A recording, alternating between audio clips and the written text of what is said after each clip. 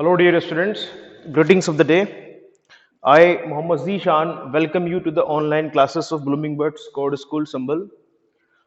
Dear students, today we are going to have the fourth lecture of chapter number 3, which is rotation and revolution. So far, we have studied about the rotation, about the effects of rotation. We have also studied about the inclination of the Earth's axis. And now in this video, we are going to study about the revolution of Earth. Now, what is revolution of Earth? Revolution of Earth around the sun. Suppose this is sun, right? If Earth revolves, take a round around the sun in this manner, okay? If it keeps revolving around the sun, okay? So that is called what? Revolution. I have told you in very first lecture. Clear? So we will study about the revolution of Earth and its characteristics and effects. So what are the characteristics of revolution? See, the first characteristic of revolution of Earth is that the Earth is revolving around the sun at a speed of 29.8 kilometer per second, or about 1 lakh kilometer per hour, 1 lakh 7,000 something kilometer per hour, right? So we take it just round of figure, 1 lakh kilometer per hour. That is the first characteristic of revolution. Okay, then second characteristic of revolution of Earth is that okay, speed of revolution is not uniform. Okay, speed of revolution is not uniform. Like suppose this is sun, right? And here this point and this point. Suppose this is perihelion, and this point is aphelion. Helios means sun, right? Aphelion. So at perihelion and aphelion, the perihelion, the distance is 147.3 million, 147.3 million, and here it is 151 million kilometer, 151 million kilometer. Okay, now 152 million kilometer, sorry, 152 million kilometer. So here the distance of Earth from the sun is 5 million kilometer more than the perihelion. So Earth is closest to the sun, right, on 3rd of January. Okay, 3rd of January, and that is called perihelion, the time when the position of the Earth, when Earth is nearest to the sun, that position is called perihelion, or a position near to the sun. Peri means near, you can say, right? It takes place on 3 June, right? 3 January, 3 Jan, okay, and this takes place on 4th of July, 4th of July, right? Aphelion. Aphelion is the position of the Earth from the sun, right? When the Earth is farthest away from the sun, and the distance is 152 million kilometer, 5 million kilometer more than the perihelion. Now, what I was telling you about was that okay, speed of revolution is not uniform. It is not like it is revolving like this only. Okay, when it is near to the sun or at perihelion, it revolves faster, okay, right? And when it is away from the sun, it revolves slowly, so like this, okay. Getting it here, the revolution, speed of revolution is faster, and here speed of revolution is slower. Clear? This is perihelion and aphelion, right? And the third characteristics is that one revolution is completed in 365 days, 5 hours, 48 minutes, and 45.51 seconds, or nearly 365 days and 6 hours. So generally in a calendar we have 365 days, and the remaining 6 hours are adjusted every fourth year of the calendar, which is also called leap year. One day is added to the month Feb, okay, and Feb is generally of 28 days, but during a leap year it becomes of 29 days. Leap year takes place after every fourth year. If a year is divisible by 4, then that year is called what? Leap year. So 2020 is leap year. Okay, there will be 366 days in this year. In a month of Feb, we had 29 days. Clear? So this is the second characteristics of revolution of Earth, right? That it completes one revolution in 365 days and 6 hours. Sorry, third one. Okay, third characteristics.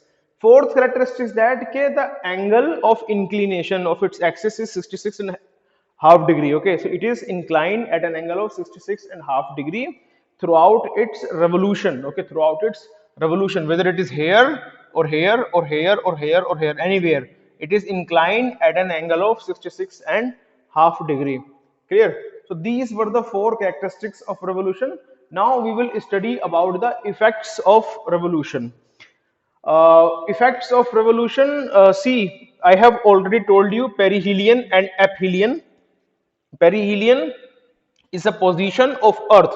This is Earth. Okay, when it is nearest to the Sun. Okay, it takes place on 3rd of January. On 3 January. Okay, and whereas uh, aphelion is the position of the Earth when it is farthest away from Sun, and the distance between Sun and Earth during aphelion is 152 million kilometer, and during perihelion 147.3 million kilometer. So it is one of the effect of revolution. The orbit of the Earth's revolution is elliptical. This is called elliptical orbit. It is not circular, right? It is elliptical. It is an ellipse. Clear? So the orbit is elliptical, and we have studied that the speed of revolution in aphelion is slower, whereas speed of revolution in perihelion is faster. Clear? So we have studied this one effect. Now we will study about the seasonal changes. Seasonal changes I will first demonstrate here, and then I will tell you. Okay, on board also. Suppose this is Earth and here we are having Sun. Clear? And say it is 21st March. Okay, on 21st March what will happen? The sun rays will fall vertically on equator. Okay, on equator at these places. Okay, sun rays will fall vertically on over equator. So all these places will receive direct sun rays. Okay, and on after that, after 21st of March, when the time will pass on, and 21st June will come. Okay, on 21st June what will happen? The position of Earth with Sun will be such that okay, sun rays will fall vertically over Tropic of Cancer here. Okay, at this place sun rays will fall directly at this place. Okay, at this place, right? And then after that, on 23rd of September what will happen? Again the sun rays will fall directly on which place? On equator. Okay, and then on uh, after that on sorry, where I was, on equator. Okay, then after that what will happen? After that, during 22nd December. Okay, after September what will come? December will come. Okay, so in December the sun rays will fall directly on Tropic of Capricorn. Okay, which is passing through Australia. Okay, these places, at these places. Clear? So these places will receive direct sun rays and will become very hot. Now we will understand all these things on board. Okay, how the seasonal changes takes place, right? So why seasonal changes will take place? Season will be just because of the duration of day and night, and duration of day and night is due to the tilt, or you can say inclination of the earth. We know that earth is inclined at an angle of 66.5 degree, and we also know that earth is rotating, and we also know that earth is revolving around the sun. So when earth revolves around the sun, this tilt, okay, this is the inclination of the earth. Like suppose if I am doing here, right, okay, so this is the inclination of the earth. So it will be like suppose here it is sun, clear. So now again it will be like this. Okay, here it will be what? Here it will be either 21st of March or 23rd of September, and sun rays will falls directly on equator. Okay, and then what will happen? And now uh, the position of earth is like this. Okay, it will be the sun rays will be falling directly in the southern hemisphere over the Tropic of Capricorn. Then again it will come like this. Okay, now the sun rays will be falling directly on equator, and again now northern hemisphere will be inclined towards the sun, and the sun rays will be falling in northern hemisphere over the Tropic of Cancer. Okay, now again on 23rd of September it will be falling on equator. Then again uh, on 22nd of December it will be falling direct, sun rays will be falling directly over Tropic of Capricorn this way. Okay, and again it will come in this condition. Now again the sun rays will be falling directly on equator. So during one period of revolution the sun rays falls directly over equator two times, on 21st of March and on 23rd of September. And when sun rays falls directly on equator, so it means कि this one the earth receives the days and nights becomes equal. Okay, 12 hours, right? And it is neither too hot or nor too cold, clear. And then when the earth the of sun rays falls directly on Tropic of Cancer on 21st of June, right? When it is like this, when northern hemisphere is inclined towards the sun, right, then we experience summer. Okay, in the northern hemisphere, and as the southern hemisphere is away from the sun, right, this one portion is away, this one portion is towards the sun, this one portion is away from the sun. So this region, this southern hemisphere experience winter. So when we experience summer uh, during the month of June, right, then at the same time southern hemisphere like Australia experience winter. Okay, their seasons are just opposite, clear. And then when earth position is this way on 22nd of December, okay, when sun rays falls directly on Tropic of Capricorn, okay, and this southern hemisphere is towards what? Towards uh, sun. Okay, and northern hemisphere is away from the sun. Okay, getting or not? So now southern hemisphere will experience summers, whereas northern hemisphere will experience winters. So this is how seasons takes place. Okay, so suppose this is sun, clear, and this is the orbit of the sun, clear, and here we are having earth. Earth is inclined like this. Northern hemisphere is towards sun now, clear. So when northern hemisphere is towards sun, so most of the northern hemisphere will receive what? Sunlight this way.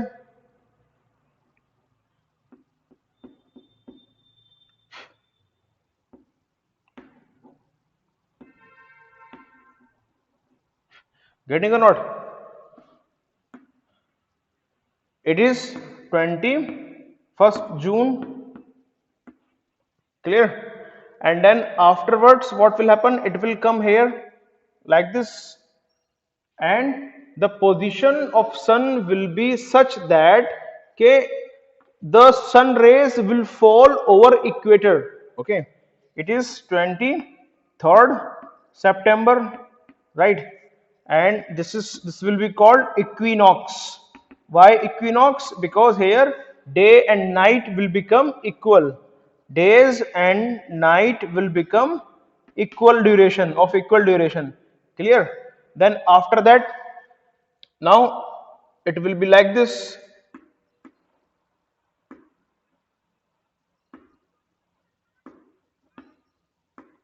So now you can see, now the southern hemisphere is towards the sun and northern hemisphere is away from the sun. So most of the southern hemisphere will receive sunlight. Okay, this entire region, will receive sunlight like this. Clear? Entire region. Huh? So here it will be the 22nd of December, right? It will be winter in northern hemisphere. Okay, I am writing upside northern hemisphere. Okay, and downside it will be summers in southern hemisphere. In southern hemisphere, it is in northern hemisphere. Clear? And then again it will come here. Okay, and that will be 21st of March, or 21st of March. Okay, on 21st of March the sun rays will fall directly on equator. Okay, on equator, and here the day and nights will become of equal duration. Clear? This will call equinox, right? And in northern hemisphere it will be vernal, okay, or spring equinox, right? Whereas in southern hemisphere it will be autumnal equinox, right? Here in northern hemisphere there will be summer solstice, summer, and in southern hemisphere there will be winter. Okay, so it will be called winter solstice. Winter solstice where? In southern hemisphere. And summer solstice where? Summer solstice in northern hemisphere, NH. Clear? So like this will take place. Let me check the duration of video. It is 18:23. Okay, so again I am telling you here like this with the help of this globe. See, this is sun and this is earth. Now this northern hemisphere is towards the sun, right? And southern hemisphere, this north pole is inclined towards the sun and south pole is away from the sun. So sun rays will, most of the sun rays will fall here, okay, on this entire region here, right, and till here. Getting or not? Till here most of the sun rays, and this will not receive light. Okay, getting or not? So when the sun rays are falling directly on Tropic of Capricorn, right here, Tropic of Capricorn at this region, right here. So what will happen here? As sun rays are falling directly in this hemisphere, northern hemisphere, so summers will be there in northern hemisphere. Why sun rays are falling directly? Because the earth has come to this position, right, during revolution, and it is inclined at an angle of 66 degree, due to which it is bending towards sun, right, this way, right, and north pole is inclined towards sun. So that is why most of the northern hemisphere is receiving direct sun rays, vertical sun rays. Okay, sun rays are falling vertically over this region. Okay, Why? Because earth is spherical. This is the spherical shape of the earth. If earth was flat like this, then all the places on earth would have received vertical, or you can say perpendicular sun rays, and would have been same. Okay, no difference in temperature would be there if it was flat. As earth is spherical, okay, and it is having a tilt, okay, or it is inclined, angle of its rotation is inclined at an angle of 66 and half degree.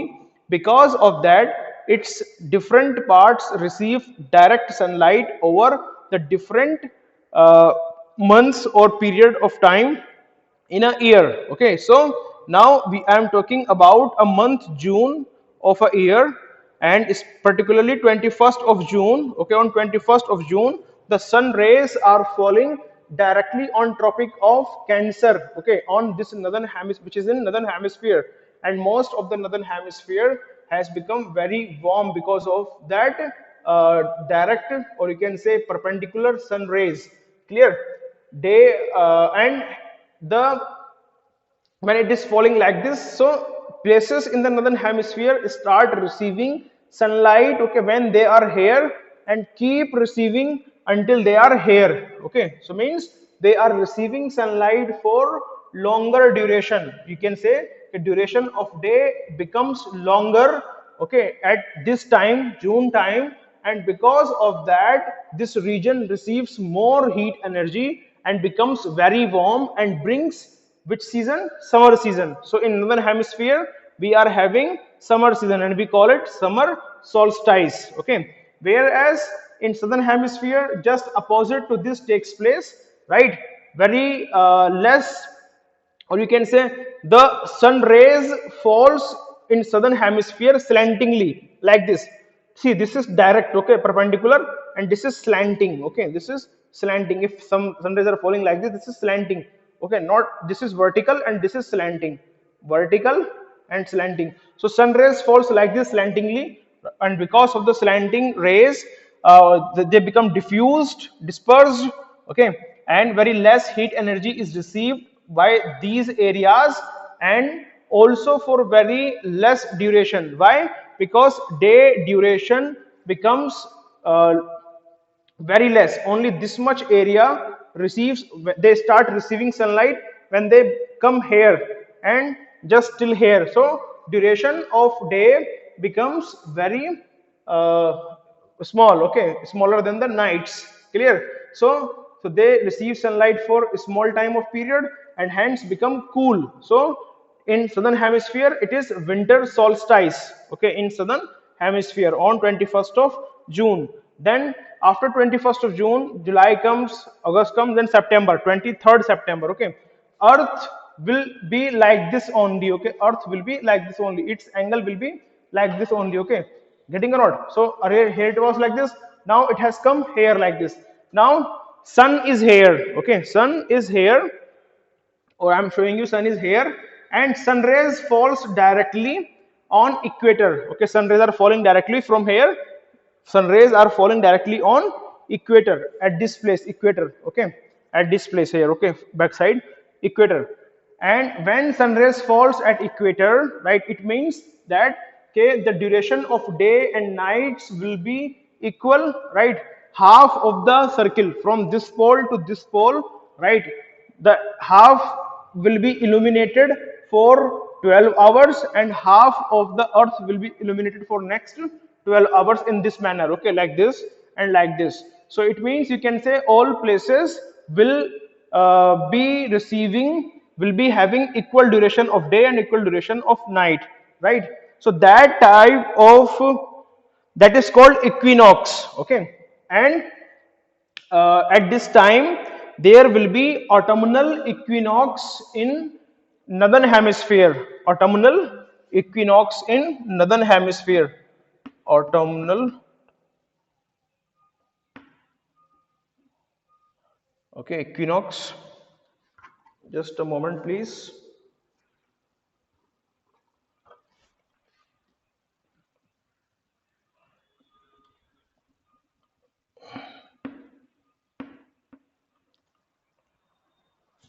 a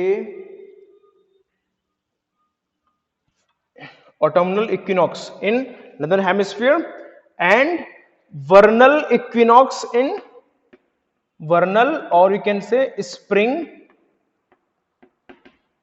equinox in southern hemisphere. Okay, so here we would be having autumnal equinox and in southern hemisphere vernal or spring equinox. Okay, then after that earth will come here like this. Now sun is here and earth is here. Now sun rays will fall directly over tropic of capricorn here, as you can see here. Okay, tropic of capricorn. Okay, and tropic of capricorn is in southern hemisphere, so sun rays will fall perpendicularly in the southern hemisphere, and most of the southern hemisphere will receive sunlight for longer duration, and northern hemisphere will receive sunlight for shorter duration, right? And as a result, this southern hemisphere will become very warm. Days will be longer and nights will be shorter. Why? Because sun rays are falling over here. Okay, and this region, entire region from here till here, it is getting illuminated. Okay, so most of the places those are in the southern hemisphere will experience sunlight for more hours. Okay, and as a result the southern hemisphere will become very warm and there will be summers in southern hemisphere. And as winter, as northern hemisphere, north pole is away from the sun, so in northern hemisphere there will be what, there will be winters. Okay, then after that what will happen, on 21st of March will come, after 22nd December, 21st of March will come, and again in March the sun will be like this, where my palm is here, and sun rays will fall directly over equator, and again the days and nights will become equal. It will be called equinoxes.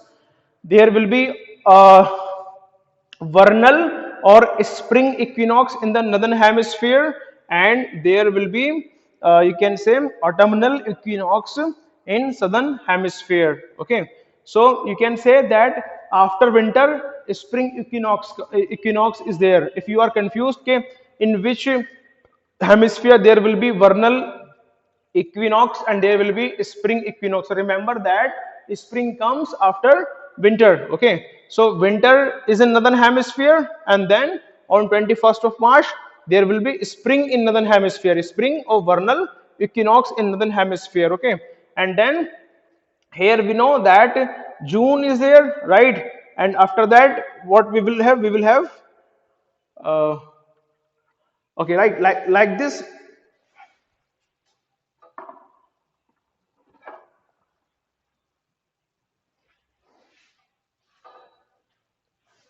Like this revolution of earth takes place. Okay, so this is the seasonal change. I hope you would have understood all these things. The time is going on very fast, and still one topic is left, that is of heat zone. So let me complete that topic, heat zone. I hope this concept of seasonal change you would have understood. You would have understood about equinoxes and solstices. Okay, now we will study about the heat zones. So we have already studied about heat zones. There are three heat zones. Okay, which is torrid zone, temperate zone, and frigid zone. Right? Creation of heat zone: the spherical shape of the Earth, along with its movement around the sun, causes the difference in the angles at which the sun rays fall on the Earth's surface. This causes difference in the result. Okay, like now, as most of the time which areas receive sunlight directly, equator two times sun rays falls directly on 21st of March and 23rd September. Sun rays fall directly on this region, equator, and then on 21st of June and 22nd December sun rays falls directly on 23.5 degree, that is tropic of Cancer, and 23.5 degrees south, that is tropic of Capricorn. Means this region, only this much region receives direct sunlight at various at different times in a year. Okay, on 23.5 degree north, which is tropic of Cancer, equator 0 degree, and 23.5 degree south, which is tropic of Capricorn. this entire region, okay, this entire region starting from 23.5 degree north to 23.5 degree south, this region receives direct or perpendicular sunlight, okay, over different times in a year, okay. So this region obviously will be very hot, okay, and this, that is why this region is called torrid zone, okay. So we can make like this, okay, this is equator 0 degree, and this is 23.5 degree north, which is Tropic of Cancer. This is 23.5 degree south, which is Tropic of Capricorn, right? So this region receives sunlight directly, okay, on 21st